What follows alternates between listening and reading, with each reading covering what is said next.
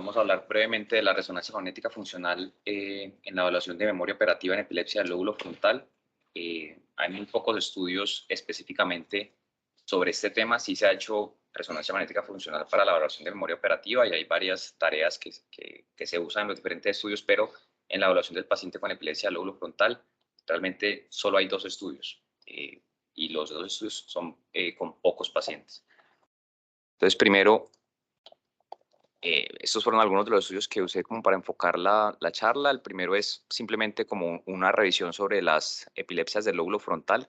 El segundo es una revisión italiana sobre la memoria de trabajo. Y el tercero es un estudio chino sobre la evaluación de diferentes tipos de memoria a través de resonancia magnética funcional. Entonces, la epilepsia del lóbulo frontal, a pesar de que no se habla tanto de ella, es el segundo tipo de epilepsia focal más común, después de la epilepsia mesial temporal, que pues es la más conocida, y representa el 30% de todas las epilepsias focales. Se estudia más en niños porque el inicio es temprano, entre los 4 y los 8 años, pero suele persistir hasta la edad adulta si no se da pues como un tratamiento definitivo. Y si tiene resistencia farmacológica, que es frecuente, puede ser tratada con resección quirúrgica. La caracterización clínica a través de la semiología que hacen los neurólogos y paraclínica a través del electroencefalograma es compleja. Incluso en estudios previos se ha planteado que la localización de los patrones semiológicos no es posible, pero pues con el paso de los años ya se han delimitado como formas de focalizar pues como el origen del foco epiléptico. A pesar de ser frecuente, no se ha estudiado tanto como la epilepsia mesial temporal. Esto es un estudio publicado hace un par de años donde evaluaron la etiología de la epilepsia del lóbulo frontal en 250 pacientes que habían sido operados. O sea, de entrada el estudio está sesgado porque excluye a todos los pacientes que no recibieron tratamiento quirúrgico, pero dentro de los operados, de esos 250, 77 tenían epilepsia secundaria a TEC, 63 a tumor, 26 a un trauma en el nacimiento, 14 a gliosis, 3 a encefalitis, otros 11 por herida por arma de fuego, otras 17, y en esas otras entran alteraciones en la anatomía cerebral y causa desconocida o criptogénica en 29 de esos pacientes. Alrededor del 30% son fármacos resistentes, o sea, posibles candidatos para un tratamiento quirúrgico, nada despreciable, y hasta el 40% son negativas en la resonancia magnética, digamos, morfológica. Cuando no son negativas, lo que suele encontrarse son displasias corticales o heterotopias. El tratamiento quirúrgico es efectivo solo si se identifica la causa, por ejemplo, una displasia cortical focal. Si no se identifica la causa, pues, o el foco exactamente donde está el origen del foco epiléptico, pues, evidentemente el tratamiento quirúrgico no va a ser tan efectivo. Y lastimosamente, después de la cirugía, ni el 50% alcanzan la curación, solamente el 45%. Entonces, las epilepsias del lóbulo frontal, el lóbulo frontal es grande, es un lóbulo más grande que el lóbulo temporal y por lo tanto las características de la epilepsia van a variar dependiendo de la parte del lóbulo donde inicie la crisis focal. Entonces, si inicia en la corteza precentral o en la corteza motora primaria, pues los signos motores van a ser lo que se llaman elementales, o sea, van a ser convulsiones o de inicio clónico o tónico o conversión. Si es en la corteza premotora, que es como la corteza motora secundaria, va a haber una mezcla entre las características de una epilepsia iniciada en la parte precentral y una epilepsia iniciada en la corteza prefrontal, una mezcla entre ambas. Y lo que suele ocurrir son movimientos estereotipados proximales, o sea, de los miembros superiores sobre todo. Y en la corteza prefrontal, que es la parte más compleja del lóbulo frontal, van a haber signos motores complejos, lo que se llama, entre comillas, naturales, porque son movimientos o acciones que podrían presentarse en otros contextos, por ejemplo, como movimientos de andar en bicicleta con las piernas o persinarse, pues movimientos que son naturales en ciertos contextos, pero que en el contexto de la epilepsia pues resultan obviamente anormales. Y estos van a ser más de los miembros inferiores. Este tipo de epilepsias tiene un problema y es que se disemina rápidamente al resto del cerebro. Entonces eso le denominan cambios explosivos del comportamiento ictal y se pueden presentar casi de manera simultánea. Entonces el paciente no siempre va a empezar con un signo motor elemental, por ejemplo, sino que hace un signo motor elemental corto, pero inmediatamente progresa una diseminación hacia el resto del cerebro y va a tener crisis que son muy difíciles de caracterizar. Em, Cuando cuando se diseminan hacia la corteza límbica o hacia partes del lóbulo temporal, los pacientes van a tener comportamientos ictales emocionales usualmente negativos. O sea, el síntoma que ellos van a referir, que es como un aura, es usualmente miedo al inicio del episodio u otra emoción o sentimiento negativo. Eso se presenta hasta en el 40% de los casos. Y lo que van a ver los que presencian la convulsión, o sea, el signo, van a ser expresiones faciales de ansiedad o miedo. También pueden tener expresiones diferentes de emociones positivas, pero pues lo más común es que hagan expresiones negativas y esto ocurre hasta en el 20% de los pacientes. Y eso se ha estudiado a través de estudios en los que mientras el paciente hace la crisis convulsiva, pues le toman electroencefalograma y miran qué parte se está activando del cerebro. Y eso se ha planteado que es secundario a una desincronización entre la corteza prefrontal, la corteza orbitofrontal y la amígdala. Como la corteza prefrontal tiene la función de ejercer un control sobre o sobre las activaciones amigdalinas, pues al tener una convulsión prefrontal, pues se va a desactivar ese control y la amígdala va a ganar como la preponderancia en la activación del impulso nervioso y va a tener esas expresiones negativas de huir o pelear, lo que clásicamente se le ha asignado a la amígdala, consecuencia de una pérdida del control cortical. Ahora, la memoria de trabajo hace parte del grupo, un grupo grande que se llaman funciones ejecutivas, que son rutinas responsables de monitorizar y regular procesos cognitivos al momento de realizar tareas cognitivas complejas. Esas funciones ejecutivas incluyen el control inhibitorio, son muchas. Se han planteado que son 3, otros plantean que son 7, pero realmente son un montón de funciones que tienen como función final llegar a realizar tareas cognitivas complejas. Entonces, entre ellas está el control inhibitorio, la flexibilidad atencional, la memoria a corto plazo y pues obviamente la memoria de trabajo. Eso se localiza en la corteza prefrontal y se ha conocido pues que esta es la localización a través de pacientes que han sufrido traumas craneoencefálicos con compromiso de la corteza prefrontal y observan su comportamiento después del trauma. Este es un caso muy conocido que presentó en unas minas en Estados Unidos, un paciente que tuvo un trauma craneoencefálico con una varilla que le atravesó toda la corteza prefrontal. El paciente milagrosamente sobrevivió, se le retiró la varilla y pues el paciente quedó con alteraciones comportamentales marcadas el resto de su vida, sobre todo en las funciones ejecutivas superiores o las funciones que le permitían realizar tareas cognitivas complejas. Entonces este paciente no tenía la capacidad de ingresar nueva información o de aprendizaje, no la tenía conservada, ni tampoco de planear a futuro. Entonces, la memoria de trabajo como tal es también llamada memoria operativa, son sinónimos y son procesos que permiten mantener, almacenar y usar información temporalmente mientras se desarrolla una tarea cognitiva corta. Entonces, por ejemplo, si uno pide una dirección, está tratando de buscar una dirección y pide indicaciones, otra persona le va a dar las indicaciones, uno va a almacenar esas indicaciones en la memoria a corto plazo, pero el hecho de usar esas indicaciones que le acabaron de dar para guiarse en un mapa o en un mapa mental, esa es la memoria de trabajo, el usar la memoria a corto plazo para ejercer o realizar una tarea a través del almacenamiento temporal de la información. Y eso se ha planteado que hay un esquema como de flujo de trabajo que usa el cerebro para llevar a cabo esas funciones, que se divide en tres o que tiene tres características importantes, que puede ser, el cerebro puede acceder a esa información a través de tres caminos diferentes. El primero es el camino visoespacial, que es el que permite, por ejemplo, ver un mapa, grabarse las indicaciones del mapa y luego usar esas indicaciones mentalmente para cumplir una tarea o llegar a una dirección. El segundo es el fonológico, que es a través de escuchar indicaciones o números de teléfono y luego marcarlos en un celular, o sea, a través de la escucha. Y el tercero es a través del episódico y ese está muy relacionado con el acceso a la memoria a largo plazo. Se accede a recuerdos que uno tiene almacenados a largo plazo y se usan temporalmente esos recuerdos pues, para llevar a cabo una función. Entonces, esas tres características son también las que se han usado para las tareas en la evaluación de resonancia magnética, sobre todo las dos primeras, la visoespacial y la fonológica, con estímulos visuales o con estímulos auditivos. ¿Por qué es importante esto? Porque permite archivar y recuperar información de la memoria a largo plazo. Ha sido especialmente estudiada en escolares y en sus procesos de aprendizaje.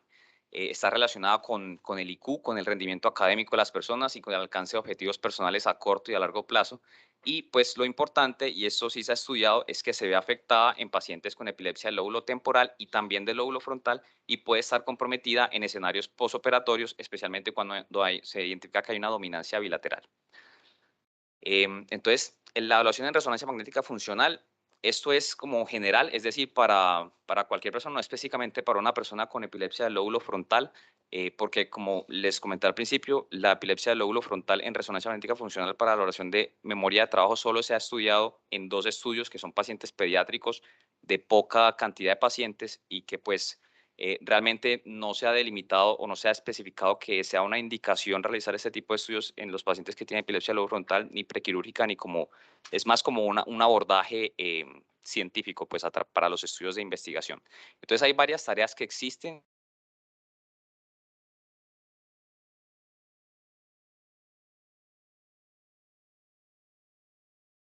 Los estudios usan esto como base, es una tarea que se usa sobre todo en pacientes con esclerosis múltiple.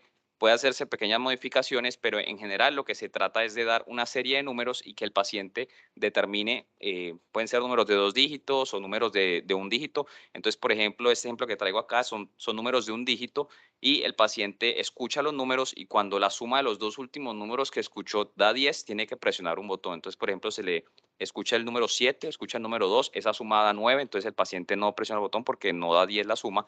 Después del 2 sigue el 8, entonces 2 más 8 sí da 10, presiona el botón porque la respuesta es 10 y así sucesivamente. Entonces lo que tiene que hacer es tratar de identificar si los dos números previos suman 10. Y el control, sin hacer la suma y sin hacer como el mecanismo de recordar el número que se dijo inmediatamente anterior, es identificar si el número que está escuchando es, por ejemplo, un 5. Pues puede ser cualquier número, es simplemente un ejemplo. Y al hacer la presión del botón con el número 5, pues nos sirve como línea de base para el estímulo auditivo y para la acción motora.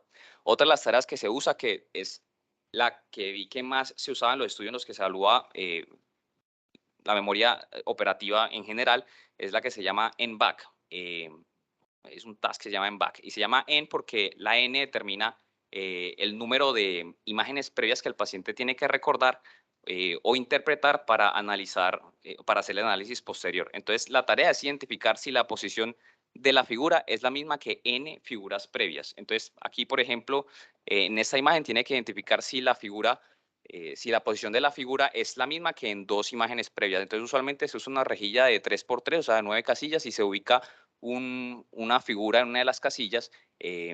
La siguiente imagen pues ubica la figura en una casilla diferente y la tercera imagen debería ubicar la figura en la misma casilla que dos imágenes previas. Entonces, si esto es efectivamente lo que está viendo el paciente responde al estímulo y debe pues marcar como el botón. Si no está ubicada la figura en la misma casilla que dos imágenes previas, pues no está cumpliendo como con la tarea, entonces el paciente descansa en ese punto. Y pues el control sería identificar las imágenes donde la figura está ubicada en un sitio predeterminado. Entonces, por ejemplo, la mitad. Entonces el paciente va viendo las imágenes y si ve que la figura está ubicada en la mitad, presiona el botón sin necesidad de recordar dónde estaba la figura dos imágenes previas o tres imágenes previas o las imágenes previas que uno quiera poner, y de esa manera cancela uno el estímulo visual y cancela el estímulo motor, la acción motora. Esta es la que más se ha usado. Hay otra que se llama Working Memory Task, donde esta es un poquito más compleja, me pareció a mí. Lo que tiene que identificar el paciente es si la figura es nueva. Lo que se hace es que se le presentan al paciente varias figuras abstractas o palabras que no tengan sentido, o sea, combinaciones de letras, previo a ingresar al resonador y previo a empezar la tarea, y el paciente ya sabe cuáles son esas imágenes, se le recuerda nuevamente cuando está en el resonador, y ya cuando empieza la tarea se le muestran 4 imágenes o 4 palabras con letras aleatorias, y el paciente tiene que identificar, luego que se le va mostrando cada una de las imágenes nuevamente, y tiene que identificar cuál de esas figuras es nueva. O sea, cuál no se la había mostrado al principio de ingresar al resonador o cuando se le explicó la prueba inicialmente. Y el control es simplemente identificar una figura que se haya acordado previamente. Entonces, se le muestra al paciente una figura en blanco, por ejemplo, una figura negra, una figura sencilla, y el paciente cuando encuentre esa figura, pues presiona el botón nuevamente.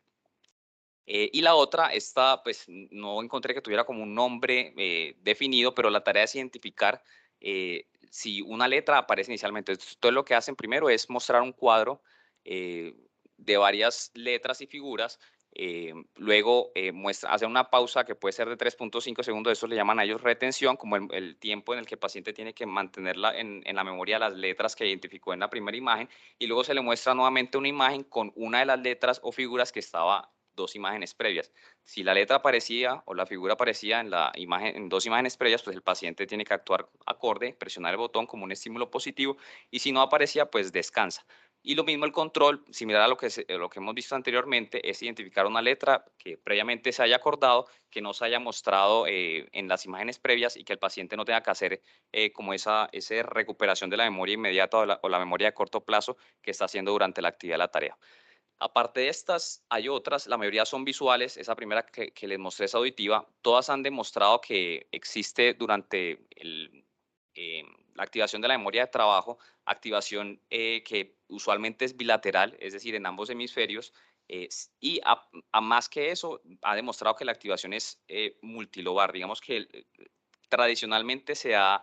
Aquí WM es Working Memory, STM es Short Term Memory, LTM es memoria a largo plazo, Long Term Memory. Entonces vamos a centrarnos en la azul, en Working Memory. Todas, pues, digamos que la activación de la memoria es un pathway bastante complejo. Todas tienen activaciones en diferentes lóbulos, pero especialmente en el caso de la memoria de trabajo, pues, aunque predominantemente hay activación frontal, también se va a ver activación parietal, también se va a ver algo de activación occipital y también se va a ver activación en el caudado. Tradicionalmente, lo que se encuentra es que hay un predominio de activación frontal, sobre todo como habíamos visto inicialmente en la corteza prefrontal, es decir, en los giros que están anteriores al giro precentral y al giro de la corteza motora secundaria, es donde más se va a activar, pero también se ha descrito bastante activación gangliobasal, algo de activación pues occipital por los estímulos visuales sobre todo, pero todos los estudios describen que es muy difícil hacer la valoración por varios motivos.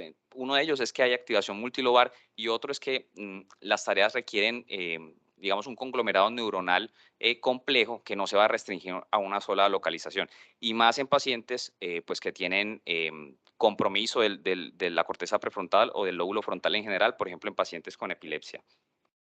Entonces, pues eso es lo que se ha planteado.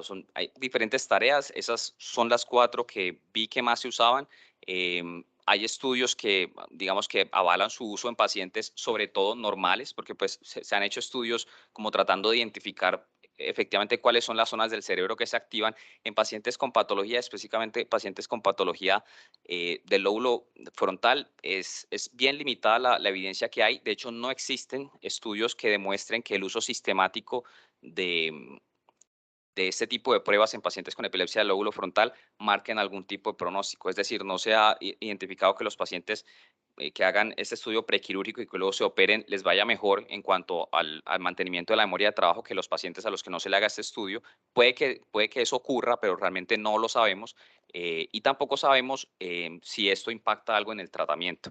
Es decir, hacer el estudio o ponerles a hacer una resonancia magnética funcional no prequirúrgica, sino como buscando enfocar tratamiento, no se ha estudiado. Y lo otro, y esto también está definido en otros tipos de epilepsia, es que las actividades complejas en pacientes con déficit neurológico obviamente van a resultar en estudios más complejos de realizar. Los resultados no siempre van a ser objetivos, no siempre van a ser analizables y va a haber limitaciones como en la explicación de la prueba y en la adquisición de los datos.